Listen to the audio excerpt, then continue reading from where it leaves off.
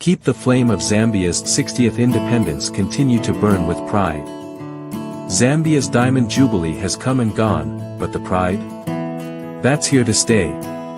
Show off your Zambian heritage with our exclusive Zambia at 60 branded t-shirts, bold unique designs crafted just for you, the true Zambian at heart. Perfect for family gatherings, special events, or simply a casual day out, the Zambia at 60 t-shirt lets you wear your pride and share it with everyone around you. Stand out wherever you go. Represent Zambia with style and pride, turning heads and sparking conversations everywhere you are.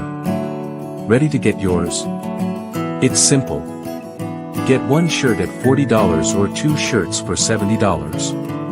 Order today and pay conveniently via Zelle, +1 817 501 1615 or Cash App, Pastor Nate, or email us at zbtr2009@gmail.com to place your order. Don't wait, let Zambia's Diamond Jubilee continue to shine on with every wear. Let's keep the pride alive. Grab your Zambia at 60 t-shirt, wear your pride, and represent Zambia everywhere you go. Get yours today. Happy people. Yeah. Blackout Media. That boy from Chile Land is here. Nabondi chundongoma epona pita mfoya chashala chatotoma mudenso toloma akaka mudenso kakushani na bashiyema ako apo ayo yeah. Hello everybody, welcome to ZBTR TV. It is Saturday, November 11th. We do thank you for joining us from wherever you're watching. Please tell a friend ZBTR is live and we have an amazing conversation. Would like you to join us today. Most of you remember that on October 19th, I hosted a team of Zambian engineers, mining engineers, and we were dealing with the subject of so many accidents that are happening, especially in the small scale or artisanal mining. So we decided to continue that conversation by speaking to people that are directly involved in the industry. Let me welcome my co-host here today, Victor. Good morning. Good morning, Pastor Nkama. How you doing? I'm doing okay. How is Chicago? Chicago is a little chilly. It's getting a little chilly. You know, it's gonna be freezing pretty soon here. Yeah. But we good. We good. Chicago is known for being like that. Yes, it is. You know, it's that time of the year. That So time of the year. All right, you ready to do this? let's do it. All right. So Victor was one of is mining engineer by qualification, 15 years experience, and I thought I should bring him here to tap into his expertise and many years of experience, so that we can have this conversation. All right. Joining us is Mrs. Grace Njapau. She's been here before. And she's the deputy chairperson for SADC, right? Women in Mining, that is representing Zambia, and she's a miner herself. And so we thought that we would bring her here. There's supposed to be somebody else joining us, but they're having technical issues. Grace, welcome, and good to see you after a while. Thank you so much, Pastor. And it has been a long time that we spoke, and I'm happy that today we are again meeting. Engineer, Yes. good evening. Good morning that side where I am. It's good evening because I'm in China, Shanghai right now. Oh, okay. Good evening, Miss Njapau. All right. Good morning that side. Yes. Good morning. I'll let Victor kick off our conversation. Victor, please take it up. Thank you, Pastor Nkama. Good evening, viewers, and good evening, Miss Njapau. So in Zambia, we do have two women organizations related to the mining sector. We have Women in Mining and also Women in Extractive Industries. Is that a duplication of duties, or how do those two organizations work together in the mining sector? Oh, thank you so much for that question. When I saw it, I really laughed to say, how can Pastor Kama pose such a question? Anyway, Association of Zambian Women in Mining is a different entity to Zambia Women in Extractive Trade and Value Addition. Association of Zambian Women, it's an organization which is only in mining, though they are also in value addition, but it's not an organization which is fully in extractive. So when we saw that Zambia, we don't have, an organization which can, we are talking of value chain, a value addition to the stone. As you can see, I'm wearing some stones which are already finished material.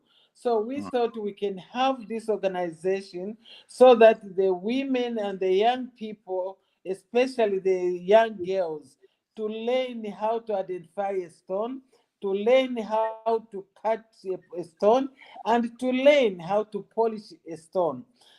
That's why when we registered this organization, Women in Extractive Trade and Value Addition, the government was very, very happy to say, yes, in Zambia, we don't have this organization. You people, you have done well to come up with this idea. And our guest of honor, by the way, was Her Honor the Vice President, who graced our launch in Lusaka at Pamosi Hotel. So coming to your question, we are not competing with the Association of Zambian Women in Mining. We are not. Their role is to go into deep mining, and when they mine, then we go there to buy the stone so that we can add value to the stone. So we are not competing. If anything, we are partners in mining. So I think this question, it is good that we brought it up, but there are two different associations. One, it is deep in mining. The other one, yes, extractive is also mining, but Wetverse, it has engaged itself in value addition. So I think these two organizations, we are not sister organizations, we are independent organizations, but I think all of us, we are doing the same job, which the government has emphasized. And he says, guys, there is no one who sell a stone without adding value to the stone. So this organization is there fully for value addition. That's a fantastic answer.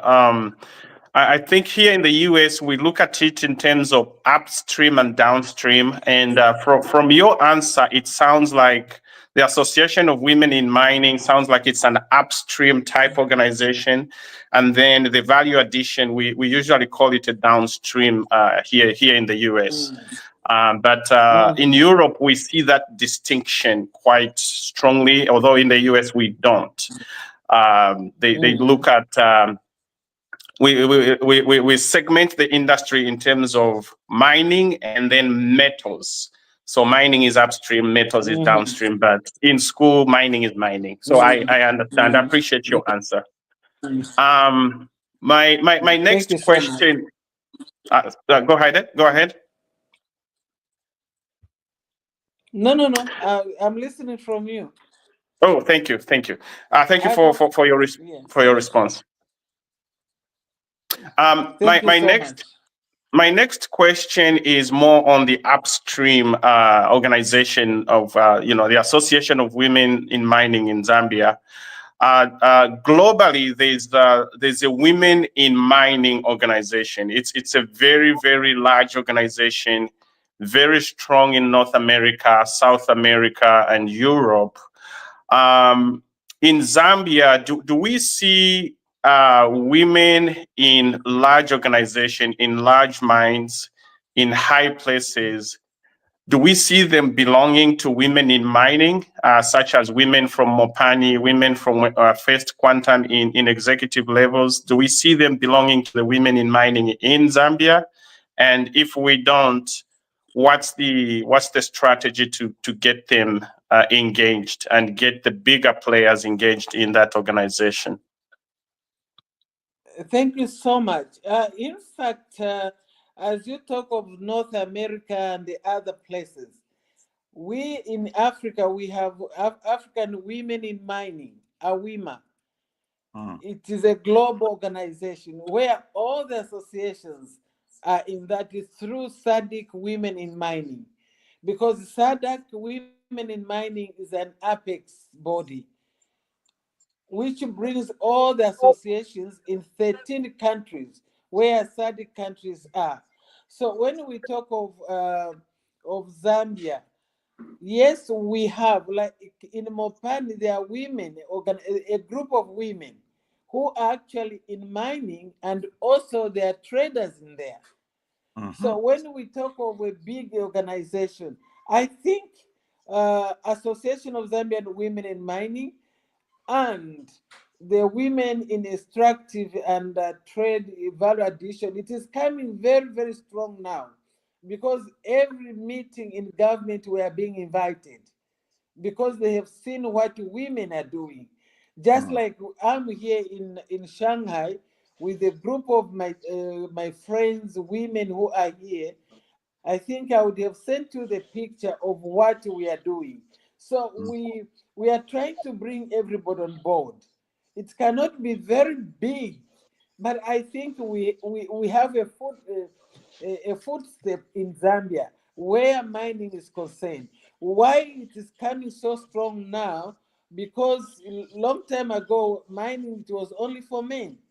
A woman was not allowed to step in the mine, that the mine would disappear.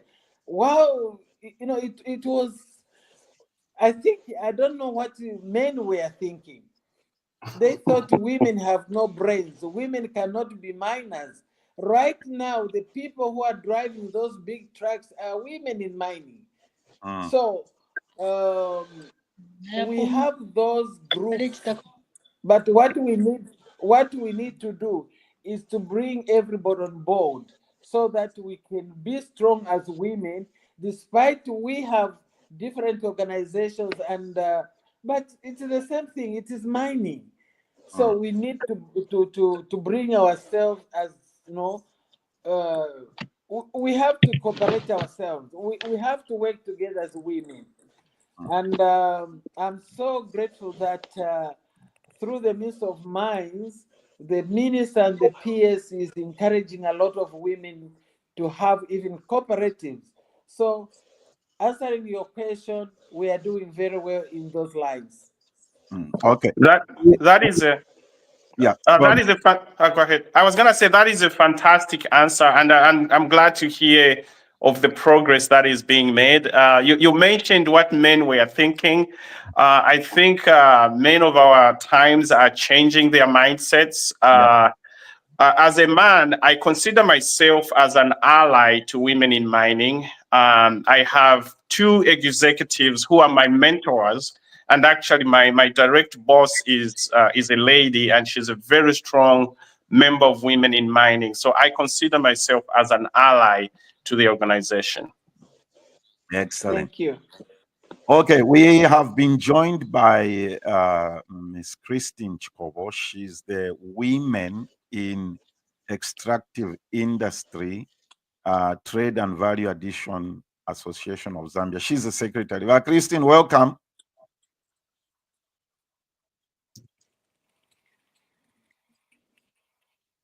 Can you hear me, Christine? Christine? Welcome. Welcome. Yes, sir. Hello. Thank you so much. Okay, so let's continue our conversation here. Christine, maybe you can respond to this. We give a break to Grace. Statistics show that just based on the question that Victor asked about Grace here, statistics show that female truck operators tend to be safer than men. How does women in mining improve female truck driver subscription, training, and retention?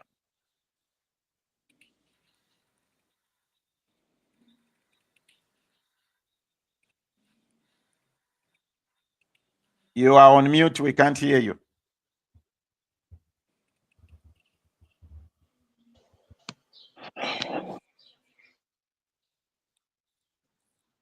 Hello, can you get me? Yes, now we can. Now we can. Yes. I was saying the background and the creation of a woman is different from a man. So the women, those are who are truck drivers, their performance is excellent. Why? Because they are disciplined. They get information on their fingertips. They abide to what they are taught. They also follow the code of conduct, and they perform well, because when a woman touches something, they want to see it benefit not just the employers, but even the community at large. So they put in all their efforts, their intelligence, and then they work hard to see that sustenance results in their high standard of living, and not just for themselves, but even for their family members. Okay. That's yeah. That's fantastic. If I can just make a quick comment on that aspect. A few years ago, I worked at a very, very large mine in the US Southwest, and there was a contractor who had probably 50 or 60 trucks, and every single operator was female for him. And oh yeah, I've seen it with my own eyes, and their safety performance was exceptional. Sometimes as men, we are wired different, and we tend to be macho. So we try to push the envelope of, there's, women are a little less goofy on the job than men, but at the end of the day, we have to embrace the strength of the two genders. But it's a beautiful thing when the two parties, the two genders work together. Okay. All right. Okay. I want to show a slide here. I want us to watch this, and then because the main thrust of this conversation is supposed to be about mine safety. There are too many accidents going on. So many lives have been lost. And I want us to see this.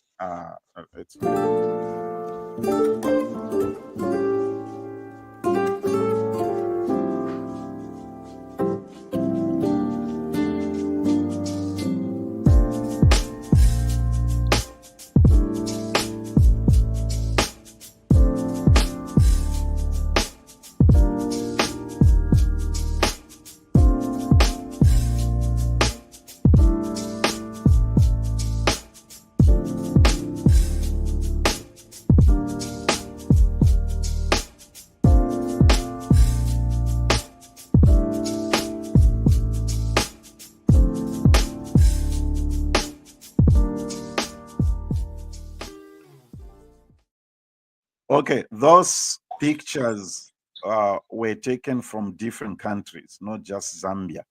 So one can see that the trend or the way things are done is almost the same across African countries. And I'm glad that Miss Grace here is part of the SADC leadership team.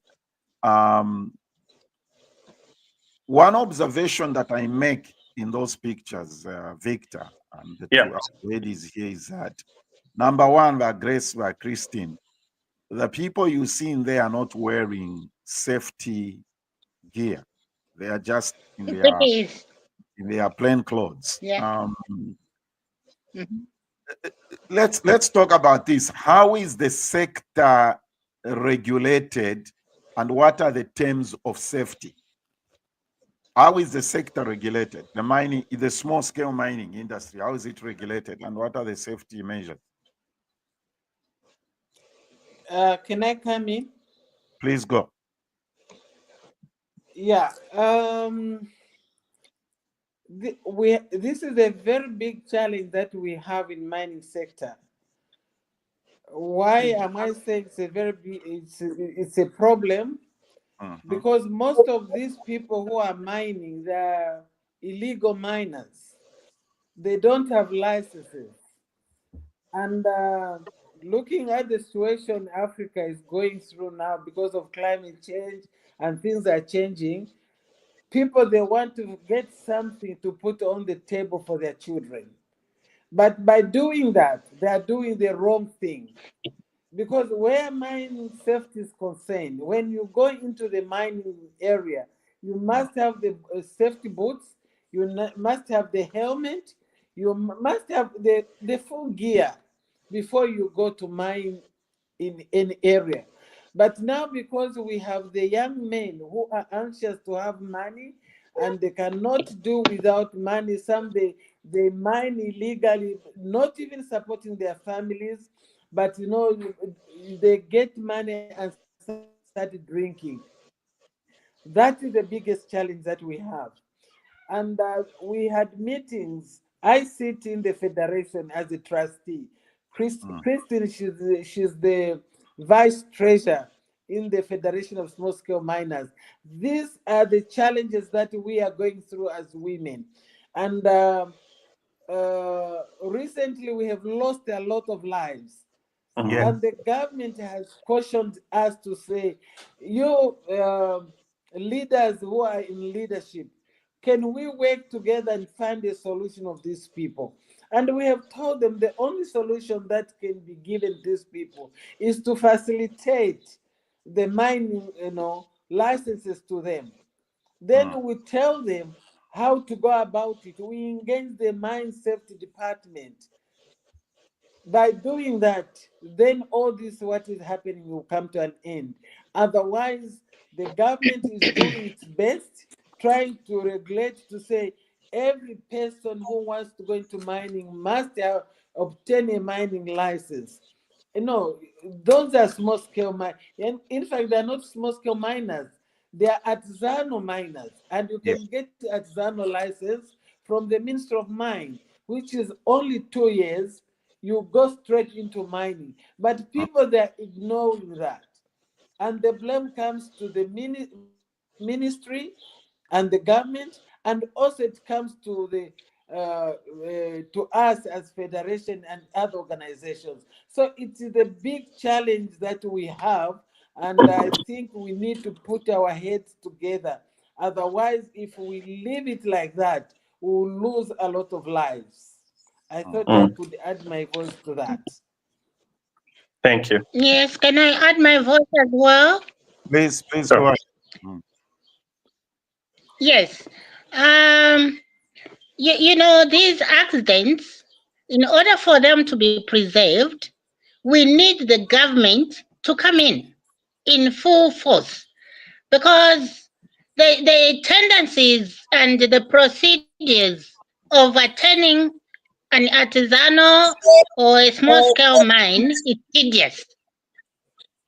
They prolong from the traditional leaders where you need to pay the consent fee, which is very exorbitant. You come from the traditional leader. You are going to have the coordinates picked by the geologist. It calls for money. You have to go to apply for that license at Cadastre. There is money paid there. Before you are even enrolled on that program under Cadastre, you have to look for money to pay for the consultant so that that consultant can submit your report to Zema. And at Zema, there is a 13,000 kwacha that is required to be paid for their environmental project brief to be given to you.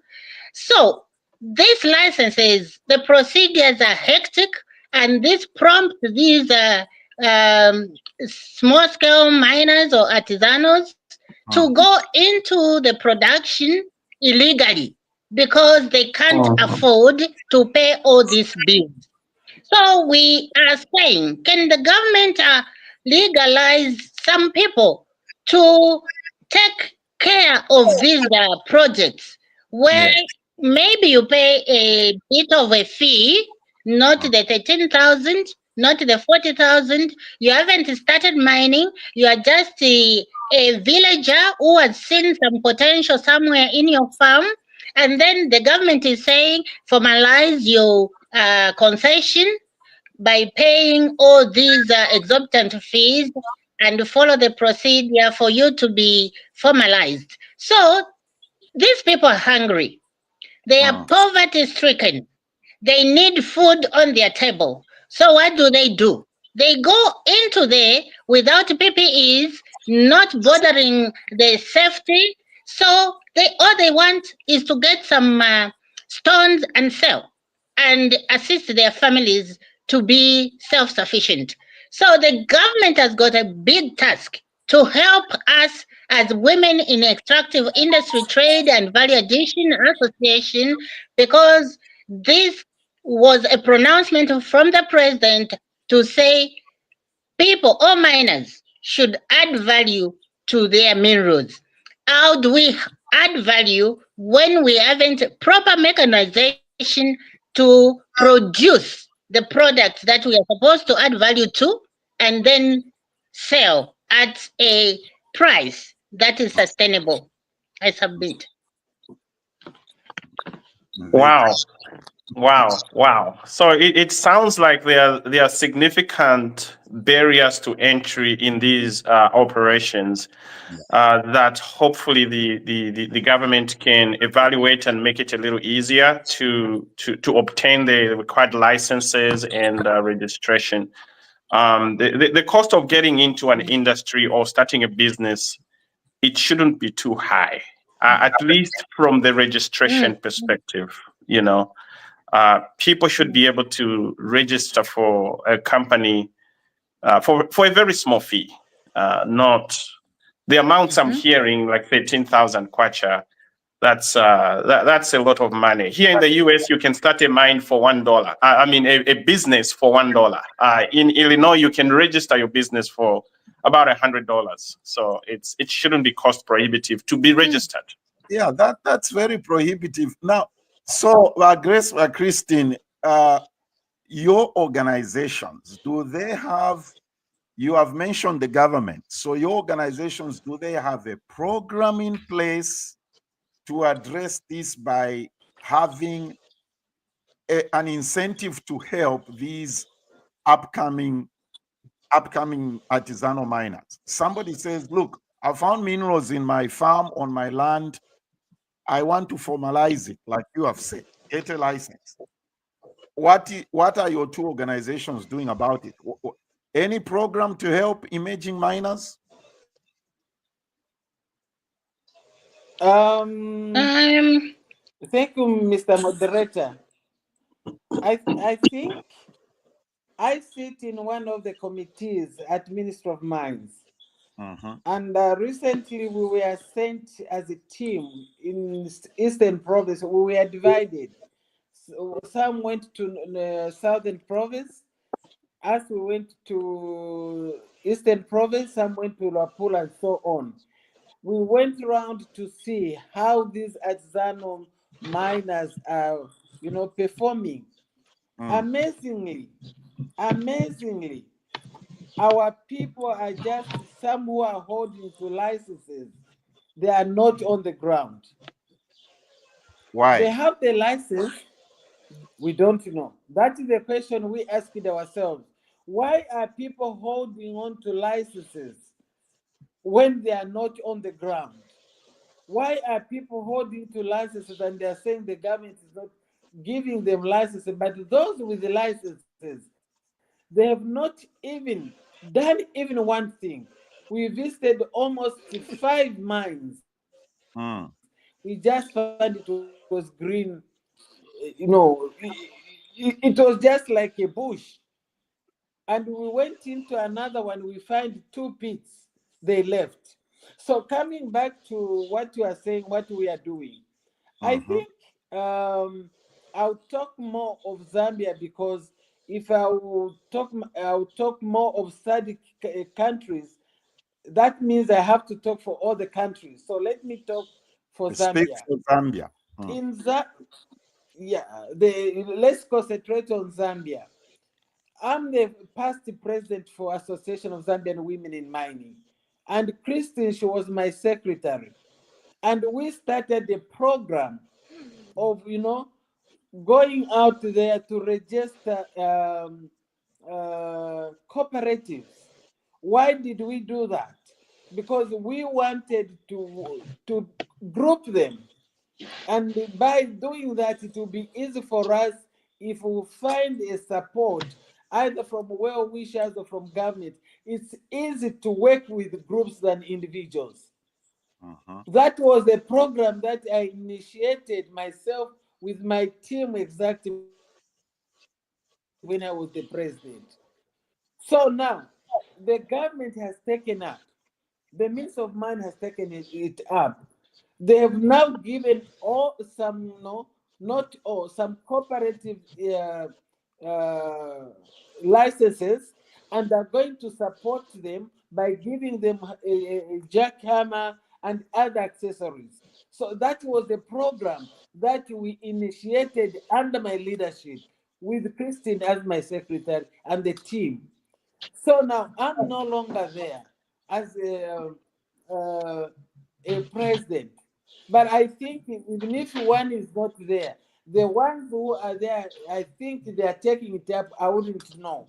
But when we come to women instructive trade and value addition, we have moved a step forward. Okay. Right now, we are trying to work on our action plan. What are we supposed to do the year 2025 to year 2026? So that we know exactly what are we supposed to do with our young people, because ours is to make sure that they are trained. They must identify the stone. They must know what type of a stone to cut in a oval form or English form or Japanese form. So that is the area that we are now undertaking as wet vase. So we are not just sitting. I have already said we started with the forming of cooperatives, and the government has taken up the step to give more certificates or licenses to some cooperatives. I think that is a step forward. Now it is up to us now with the people that will be training so that they can take it up. Under my leadership, we had a teams in 5 provinces, and we had to appoint Christine to undertake the program. And women in Eastern Province, Southern Province, and other provinces benefited. Some they had even phones, some they had, they benefited. And we started grouping them to make like a village banking. And people were banking up to 20,000 kwacha each because we wanted them to sustain themselves. So these are some of the programs that we started with. And I think we started very well, and I believe the people who are there also they are taking it up. I believe so. But when it comes to Wetverse, I think we have taken a step forward by arranging things and do the right thing, and the government is supporting us. Okay, Mr. Chalwe here is one of the mining engineers we have here in the diaspora. He says very good point about those exorbitant fees that make it very hard for poor people to legally apply their trade. I think a lot of people would be open to doing things the right way given a chance, like you have said. And there's another comment here. It says, is the Association of Zambian Women in Mining part of the SADC Women in Mining? If not, what distinguishes the two organizations? Additionally, does every member of the Association of Zambian Women Mining own a mine? Does every member own a mine? No. Okay. Some they are in trading. Some they are traders. You know, the women in extractive industry, trade, and value addition denotes that they are different categories of women in mining, some are in trading, some are adding value to the stones. So the title itself, the name itself, clears us that it's not all women that are miners. Okay. So it incorporates women in different trades, right? Yeah. And yes. various steps of the Okay, Victor. Yeah. Yes. Go ahead. We some of us have got mines.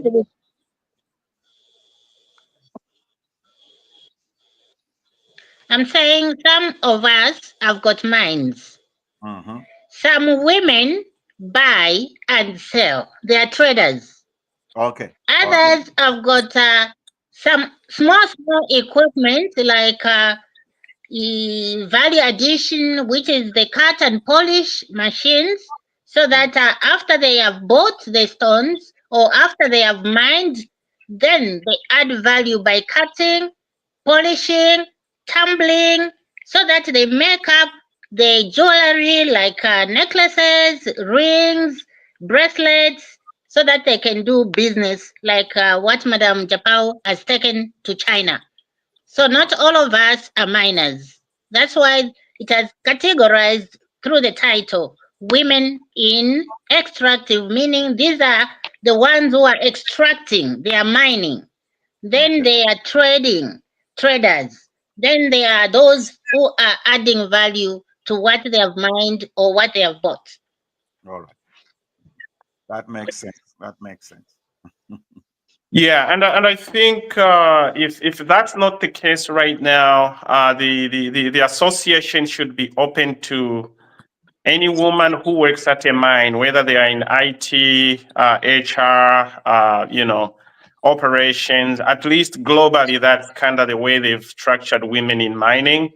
And it's interesting that not every person should own a mine, but they should be part of the value chain somewhere, somehow. Yes. So it's a very, very interesting association. We as women in extractive industry, trade and value addition, we have incorporated even the students who are at the Ndola lapidary, they are training so that as they come out, they are our members, and they can even work from the miners who are within the association. They can be employed. And then we have got the academia.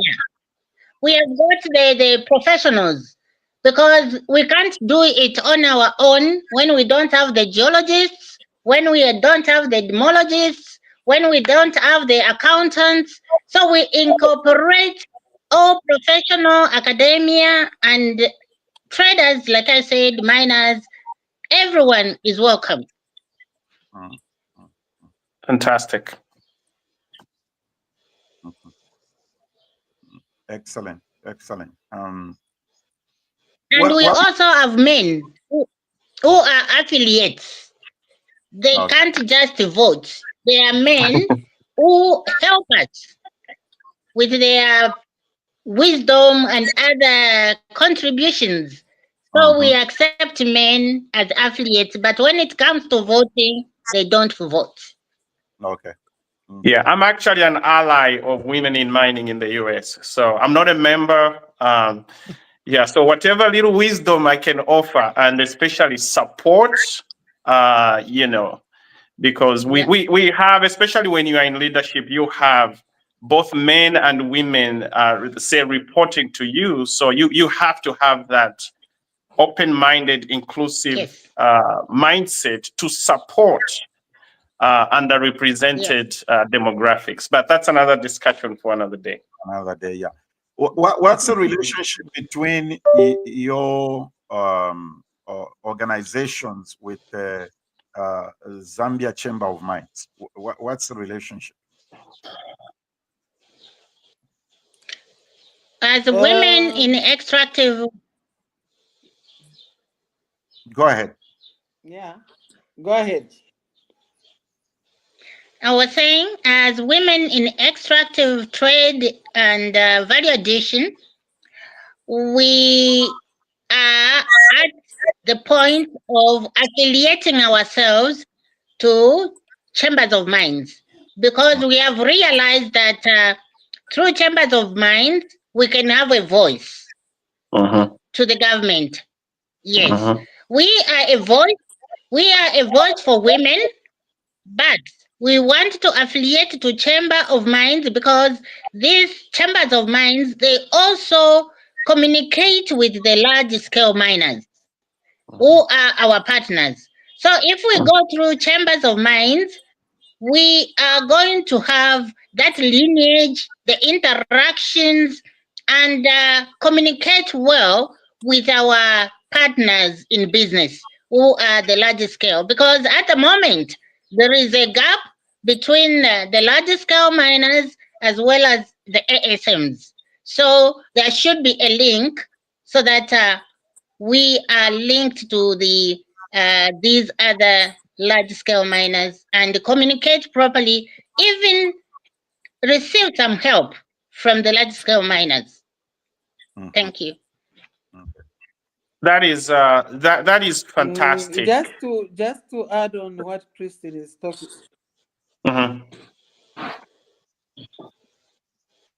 Go ahead, Grace. Just to add on where Christine has just ended. We discussed, and we are still discussing. We want also to register ourselves with the American Chamber of Commerce, because we have realized that once we register with the Zambia Chamber Zambia Mining Chamber of Commerce or of Mines or whatever, and the American Chamber of Commerce, that will help us also to interact with other businesses in America, because we have seen that in America,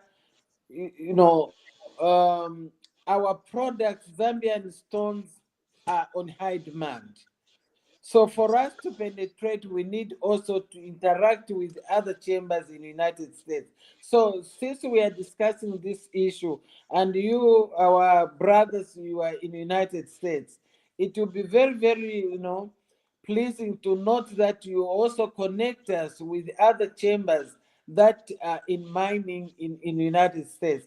In fact, we started, Pastor Kama, we started something, and I was waiting from him to connect also me to to another gentleman in Canada, but I don't know where we ended, but we can still take it up from there, because we need to move forward. Women now, we are very, very aggressive than men, and we are doing very, very well as women in mining and extractive, especially where value addition is concerned. So these are some of the things that we are planning to do to connect. We are living in a global village. We cannot live, ourselves behind. We need to move forward and interact with other women at that level. Mhm. Thank There's you. a question here from one of our viewers. Is there a local market for the finished stone? Or are these stones sold in bulk at very cheap price and then sold overseas?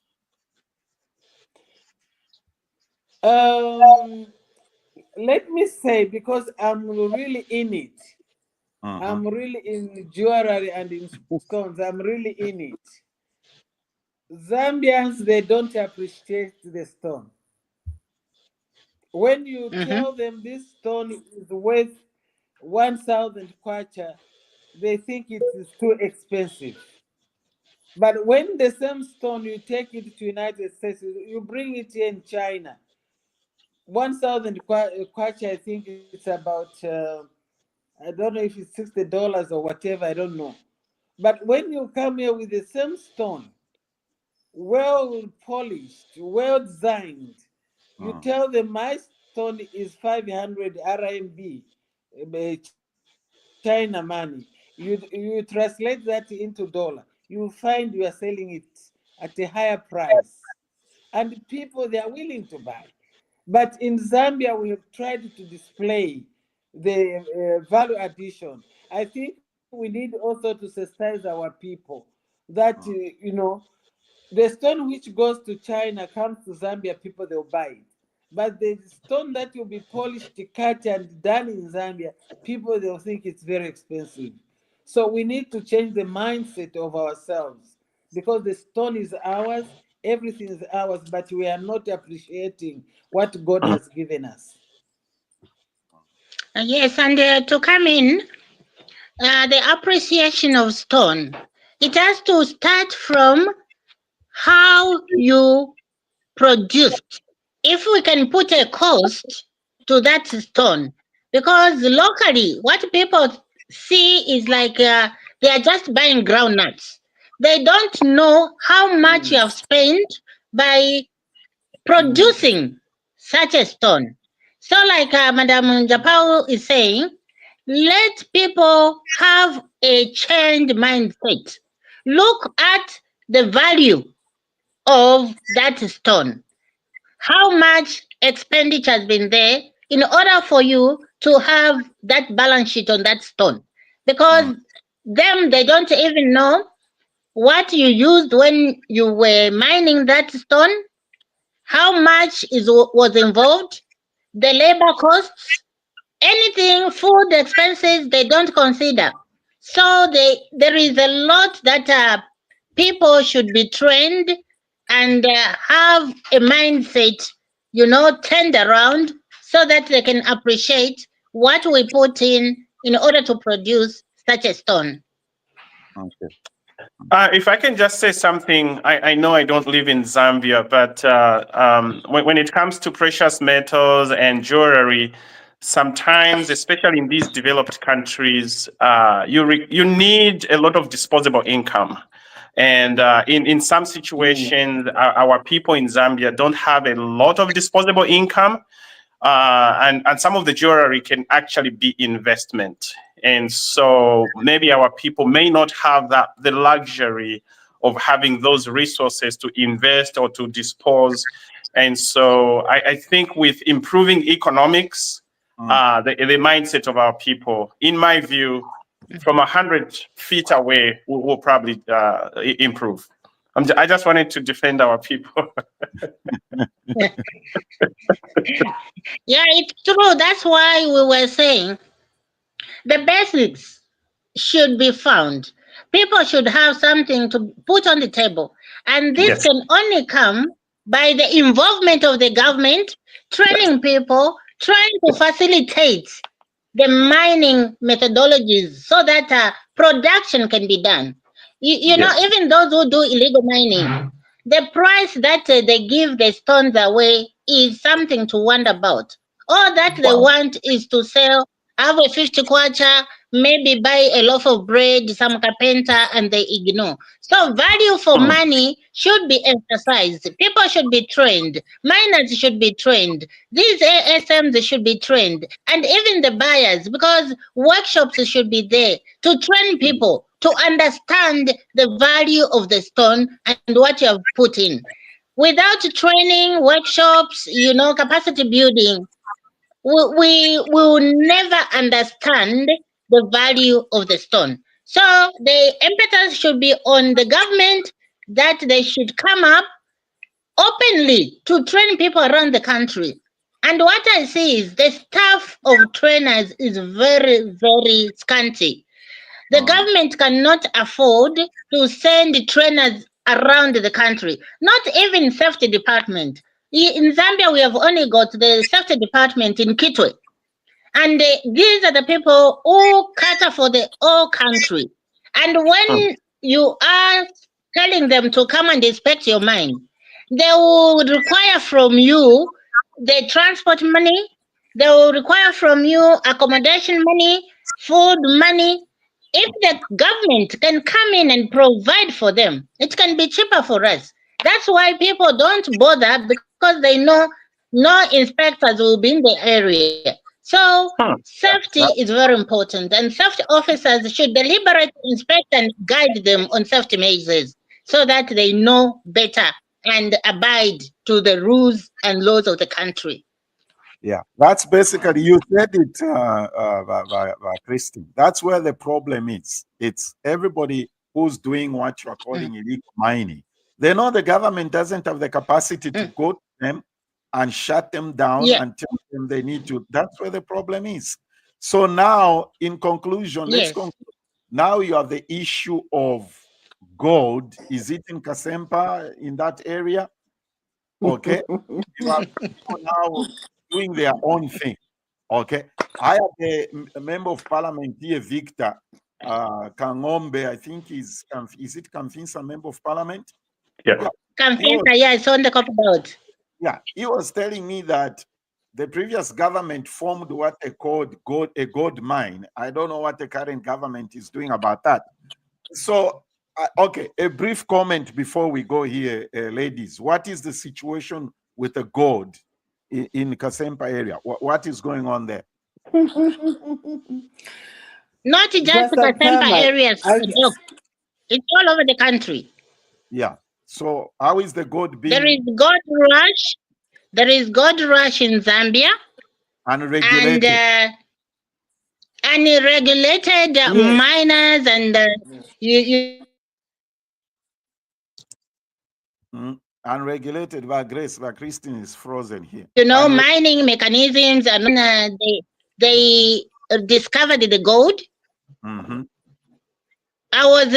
I was in that area, and what I saw was very discouraging and very disappointing, because the people all over the country were rushing to that Kalulushi turn-off spot. And then the police were hired.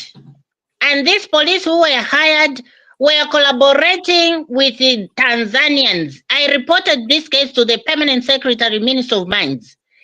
And they start now shooting, these innocent young guys who wanted just something to live on. They scattered them, and then they started working there, which is not supposed to be the case in a country. Formalization is important.